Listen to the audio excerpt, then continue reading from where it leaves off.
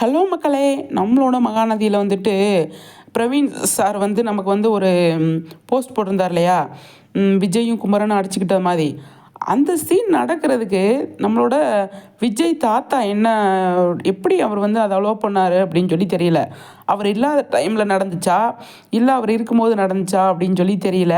ஆனா அவர் இருந்திருந்தாருன்னா இந்த சீன் நடக்க விட்டுருக்க மாட்டார். தாத்தா வந்து சும்மா விஜய் கோவப்பட்டா கூட அப்படிலாம் செய்யக்கூடாதுப்பா அப்படின்னு சொல்லி சொல்றவரு, ம் இந்த இவ்வளோ தூரம் ஃபைட்டு நடக்கிறதுக்கு காரணம் அ சாரிங்க. அந்த இடத்துல இவர் ஏன் இல்ல அப்படிங்கிறது எனக்கு தெரியல. அவர் இருந்தும் இந்த மாதிரி நடந்ததா அப்படின்னு சொல்லி தெரியல. ஆனா நிவின் எப்படி இந்த இடத்துக்கு வந்தாரு?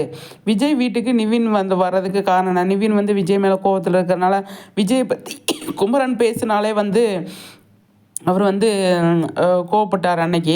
ஆனா விஜய் குமரனை அடிச்சுக்கிட்டு சண்டை போட்டுட்டு இருக்கும்போது நிவின் எப்படி வந்தார் அப்படின்றது தெரியல. ஆனால் தாத்தா இல்லைன்றது எனக்கு பெரிய ஆச்சரியமாக இருக்குது. விஜய் தாத்தா இருந்தால் இந்த மாதிரி சீன்லாம் நடக்கிறதுக்கு சான்ஸே இல்லை அப்படிங்கிறது தான்.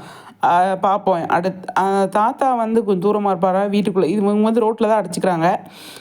ரோட்லனா அதாவது நம்ம விஜய் வீட்டுக்கும் காவேரி அம்மா அவங்க தங்கியிருக்காங்க இல்லையா, கெஸ்ட் ஹவுஸு, அதுக்கு நடுவில் அப்படிங்கிறது இல்லை. ஏதோ ரோட்டில் தான் அடிச்சுக்கிறாங்க. என்னன்னு சொல்லி தெரியல. பின்னாடி காரு அது இது நிற்கிது.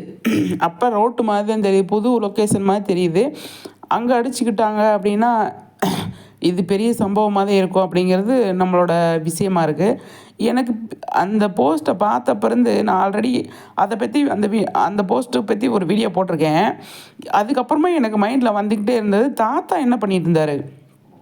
இந்த போஸ்ட் வர்றதுக்கு காரணம் சண்டை போட்டுட்டு இருக்கிறாங்க.